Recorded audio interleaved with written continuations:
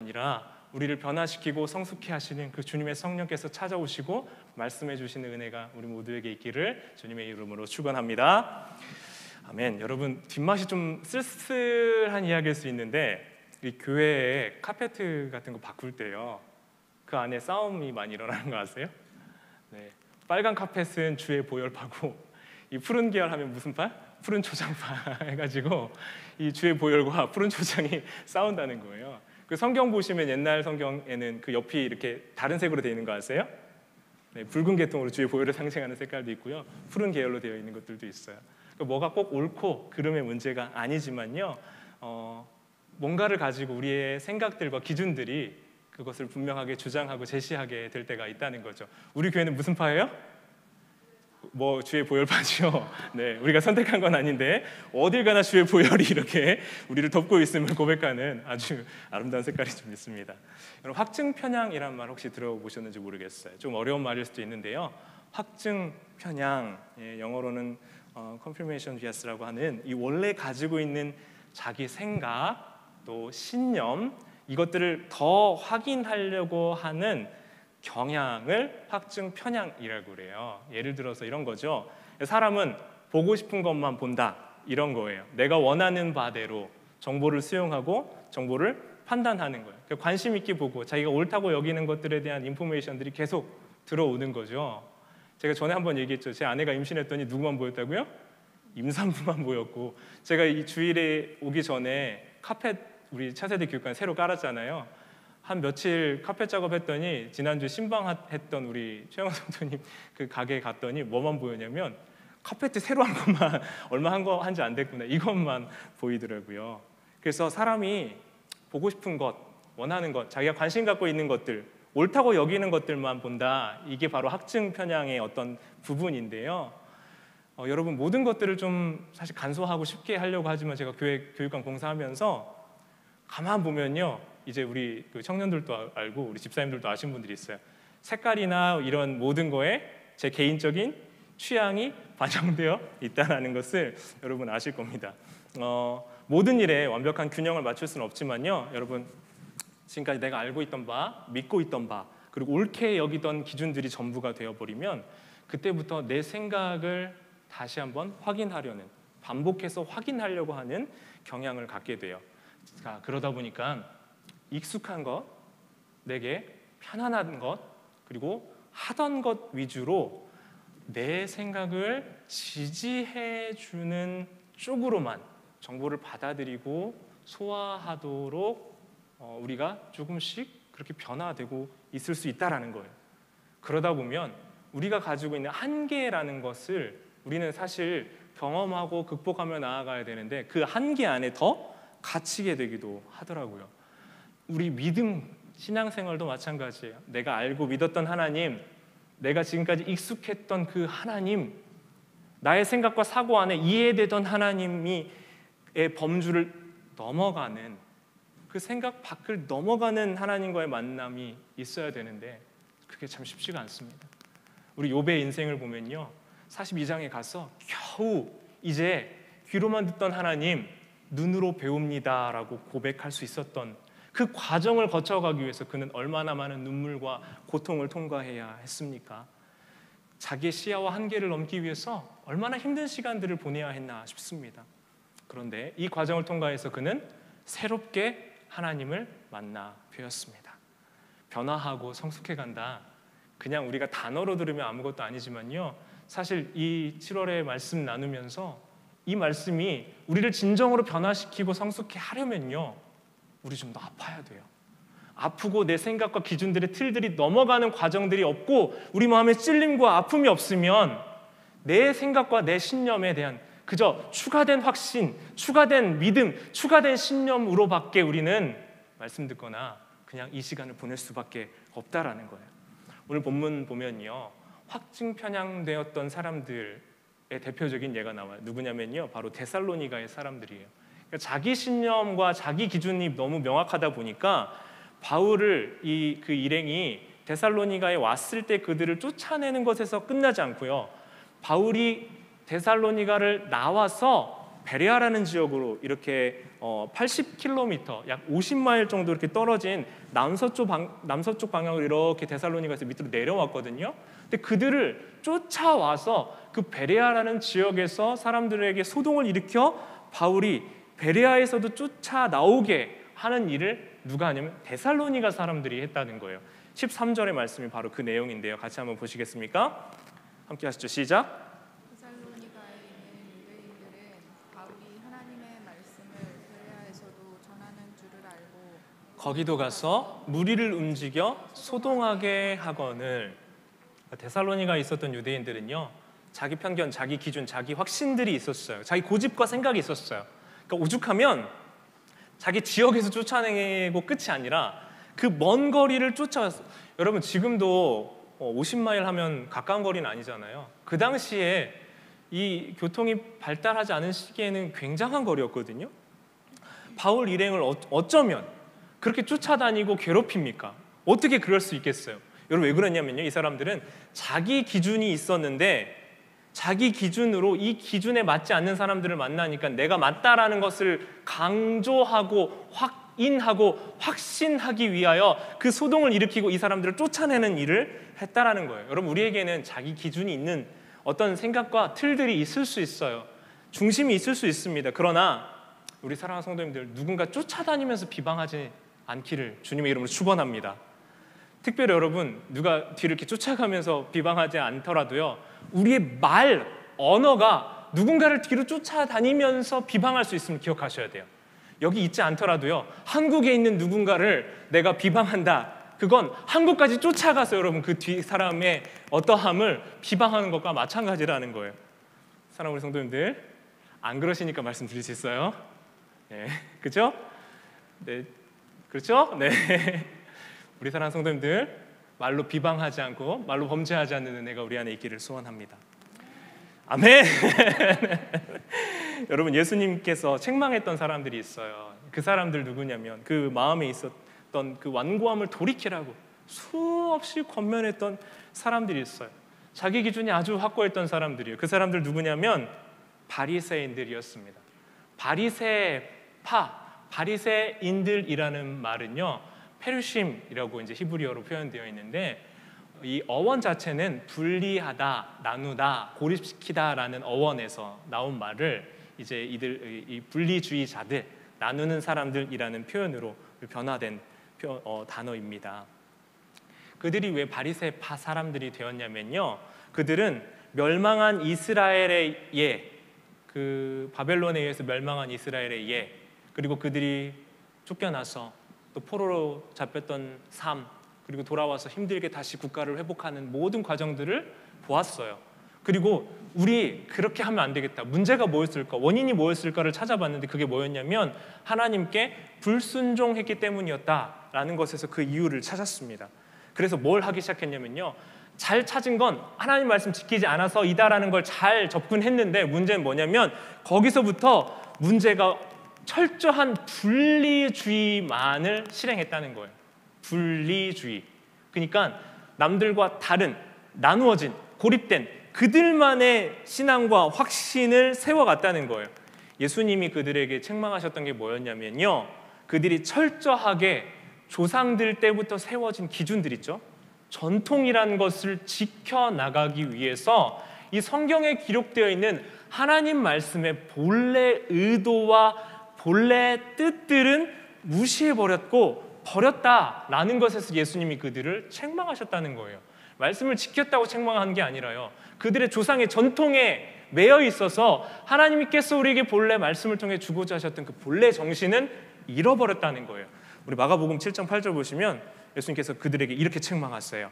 너희가 하나님의 계명은 버리고 사람의 전통을 지키느니라. 누구의 전통이요? 사람의 전통이었던 거예요. 하나님의 뜻이 아니라 사람이 세워놓은 그 기준의 전통들을 지키느라 인간성을 말살해버리며 그들의 기준과 전통에 맞춰서 자기들의 신앙과 관념들을 지켜가고 있었다는 거예요. 그러니까 지켜야 할 것들 철저하게 지키려고는 했지만 문제가 뭐였냐면 자기들 믿음을 위한 믿음이었고 신념을 위한 신념으로 변질되어 버렸던 겁니다. 어떠한 신념도요, 인간다움, 그 하나님의 뜻보다 우선됐을 때 우리의 마음, 믿음, 생각은 굳어져 버리고 우리도 책망받는 수가 생기는 거예요.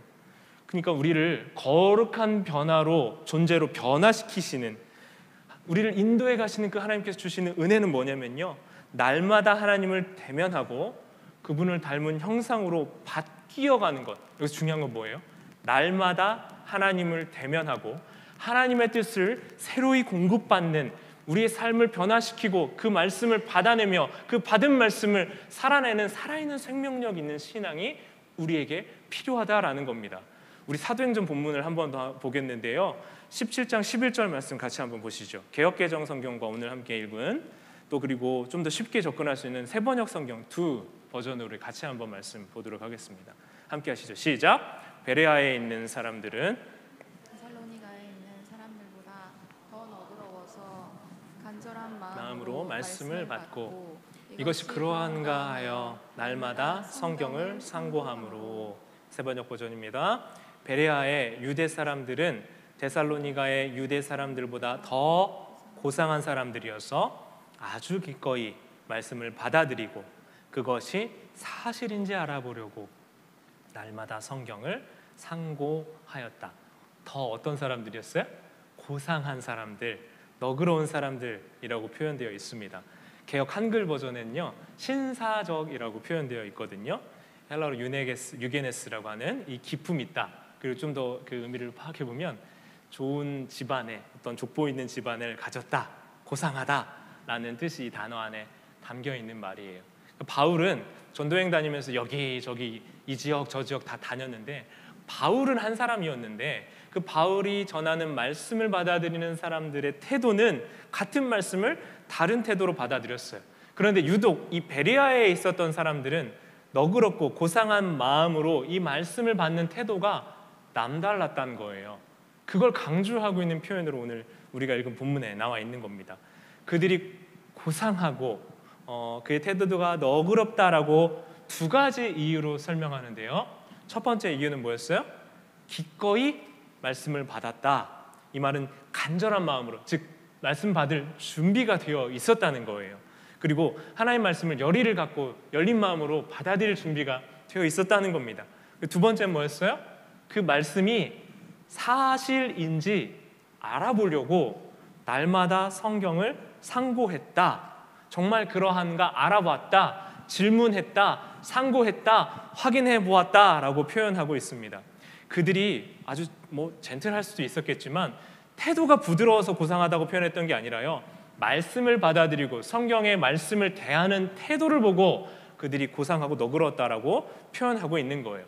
여러분, 우리가 믿음을 생각해 볼 때요, 믿음을 우리가 전적인 믿음, 온전한 믿음, 그래서 무조건 다 받아들이는 믿음에 대해서 우리가 생각할 때가, 그 믿음의 어떤 담겨있는 중요한 의미로 생각할 때가 많은데요, 사실 베레아의 사람들은 그 말씀 받아들이는 태도가 그냥 무조건 좋다고 다 받아들이는 태도가 아니었다는 거예요.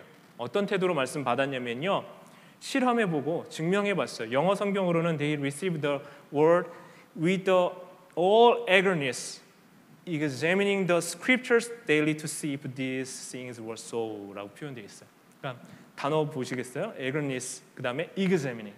그러니까 말씀을 받을 때 정말 열망 있게, 진정하게, 진실하게 말씀을, 진중하게 말씀을 받고요, 어떻게 했냐면 그 말씀을 실제 그러한가 하고 실행하며 그들이 알고 있었던 히브리 성경과 대조해 보면서 그 말씀을 보았다라는 거예요. 실험해보고 증명해 보았다는 거예요. 여러분, 말씀을 더 잘 알고 삶으로 그것이 정말 그러한가 받아들이고 살아내기 위해서 그들은 정말 그러한가 하며 말씀을 받았다라는 거예요. 오늘 변화 성숙을 위한 세 번째 시간인데요, 여러분, 우리가 변화되고 성숙해 나가기 위해서 우리에게 이런 태도, 말씀 앞에 진지하게 그 말씀을 열망 있게 진지한 태도로 받아 그 말씀이 정말 그러한가, 내 삶에 어떻게 실행되고 실험하여 어떻게 적용될 수 있는가에 대한 진지한 도전과 묵상이 우리의 삶에 필요한 것입니다. 여러분, 우리가 말씀에 붙들리고 그 말씀을 상고할 때, 그 말씀을 받을 때 우리에게 변화가 일어나는 줄 믿습니다. 문제가 오고 어려움이 오면 더 분명해지는 사실이 한 가지가 있어요, 여러분. 그냥 어려움을 통과해 가잖아요. 그럼 우리 마음 안에 남는 게 뭐냐면 도끼, 날카로움, 깡, 아마 이런 게 남을 거예요. 문제를 잘 통과해 나갈 수 있는 힘으로 표현할 수 있겠지만 우리 사람들은 이 문제를 그냥 통과해 가면 더 날카롭게 될 뿐입니다. 그런데 말씀을 붙들고 하나님의 뜻을 분별하면서 우리 앞에 있는 문제와 고난의 과정들을 통과해 나가면요, 그러면 우리는 성숙하게 변화되는 줄 믿습니다. 나이스하고 너그럽고 겉으로만 젠틀한 것, 오늘 말씀에서 말하고자 하는 중심이 아니에요.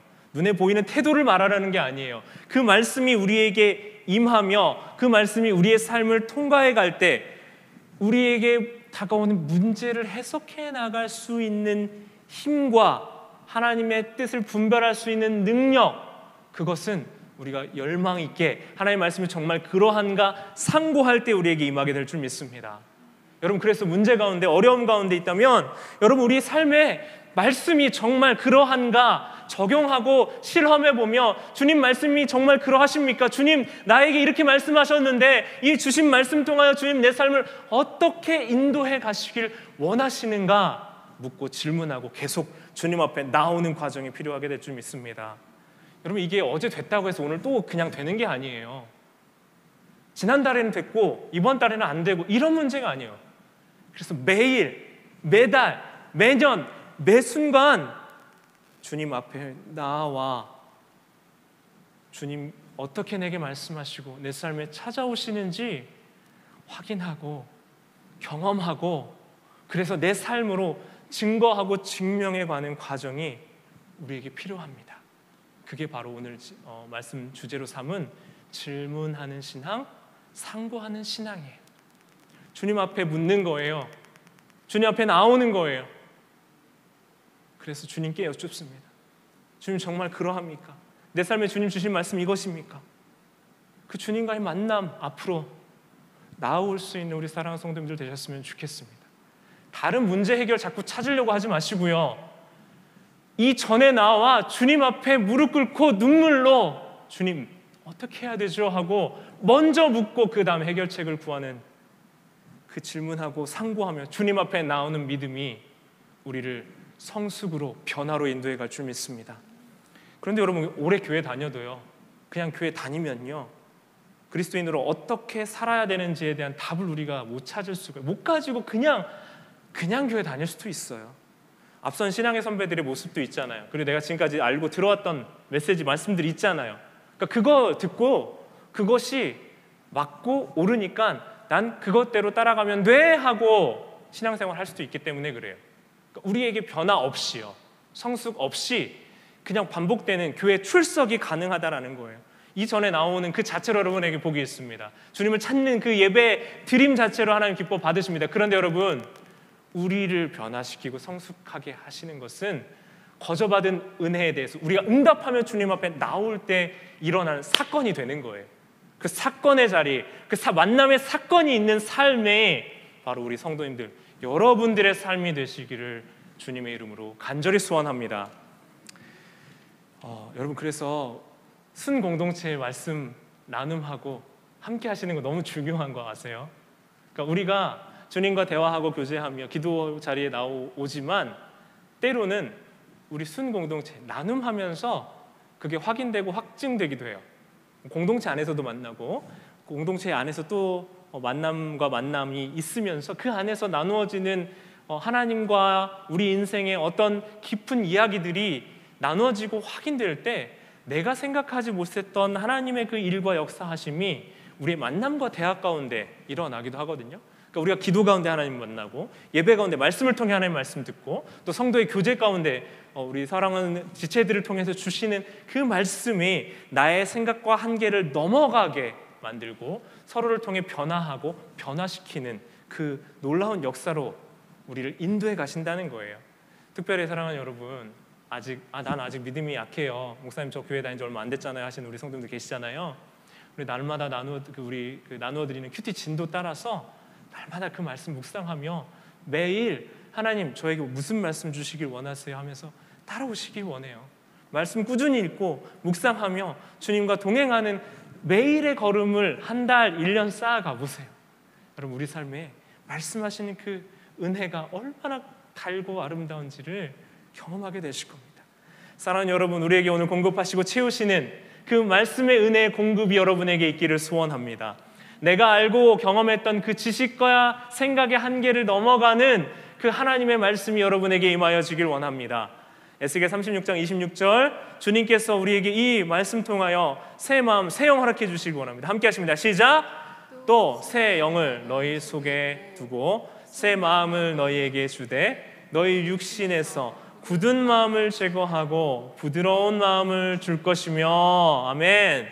에스겔에게 주신 그 언약, 그 약속이 우리에게 동일한 언약과 약속이 될 줄 믿습니다.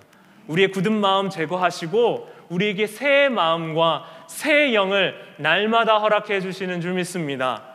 우리에게 새 영과 새 마음 주시는 그 주님의 일하심이 사랑하는 여러분의 삶에 임하실 것이고, 그 주님을 찾고 또 열린 마음으로 주님 옆에 나아오고 날마다 신실과 충성과 꾸준함으로 나오며 오늘 주님 앞에 상고하며 질문하며 주님을 의지하며 나오는 그 행위 자체를 통하여 주님께서 우리의 굳었던 생각들은 제거하시고 새로운 영, 새로운 마음을 허락해 주실 줄 믿습니다. 우리 같이 기도하면 좋겠는데요. 우리 청년이 일전에 이런 질문을 저에게 얘기한 적이 있어요. 목사님, 신앙하고 시간이 비례합니까? 하는 질문이었어요. 여러분 생각은 어떠세요? 여러분께 질문하면 어떻게 답하시겠어요? 신앙과 오래 믿는 시간은 비례해요? 맞는 말일 수 있죠? 네, 오래 믿은 그 우리 믿음의 선조들, 선배님들의 아름다운 신앙을 우리는 눈으로 보고 경험합니다. 그런데요, 그렇지 않을 수도 있다는 거예요. 제가 이렇게 대답했어요. 외식으로 겉만 채워져 가면, 겉만 멀쩡하면 시간이 갈수록 신앙의 성숙함을 향해 나가는 게 아니라요, 겉은 멀쩡한데 속은 날마다 더 부패해져 간다고요. 몸이 건조한 신앙, 하나님과의 만남이 없는 신앙은 변화와 성숙으로 우리를 인도해 가지 못합니다.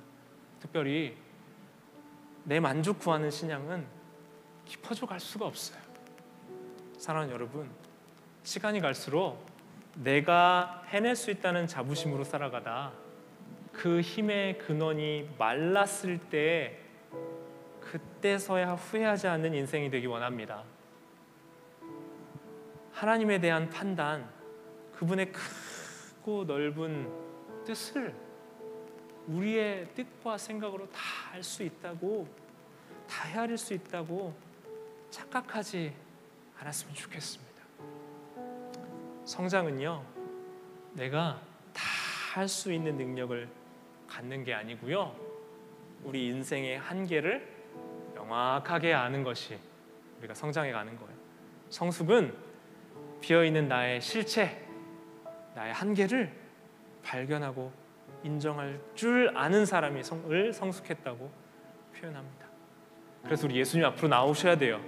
예수님 앞에 서는 사람은 자기 마음의 실체, 내 마음이 어떠한지를 봐요. 내가 잘해서 얻는 인정과 칭찬과 만족의 한계를 봐요. 그제서야 나의 의로움 추구하는 게 아니라 하나님의 도우심과 하나님의 의로움을 추구하는 인생으로 변화되는 거예요. 예수님 통하여, 예수님 만나며 내 연약함 인정하고 그때 우리는 하나님 만나게 되는 거예요. 그러니 여러분, 성령님의 도우심을 우리 시간 같이 구했으면 좋겠습니다. 그리고 날마다 예수님 앞에 나오세요. 기독교 신앙에서 시간은 그냥 속절없이 흘러가는 시간, 덧없이 흘러가는 시간 아니에요. 예수님 안에서 흘러가는 시간은 나의 한계를 발견하고 겸손히 주님의 의를 바라보며 예수님이 더욱 필요하다는 것을 경험적으로 알며 깊어지는 의미 있는 시간이 되는 줄 믿습니다. 이 시간 같이 기도하며 나아갑니다. 주님 안에서 문제는 문제로 끝나지 않습니다. 시간은 그냥 흘러가지 않습니다. 나의 의가 없고 나의 의가 되어주시는 주님, 그 주님 앞에 나아갑니다. 우리에게 힘을 주시기보다 주님이 우리의 힘이 되어주십시오 간구하는 우리의 고백, 그 간구의 고백으로 나의 능력 아니라 주님 아멘으로 받길 원합니다. 우리에게 주시는 말씀 정말 상고해보고 내 삶에서 실행해보고 내 삶으로 증거하는 믿음 되게 해주십시오. 우리 주님의 이름 한번 부르고 함께 기도하며 나아가도록 하겠습니다. 주여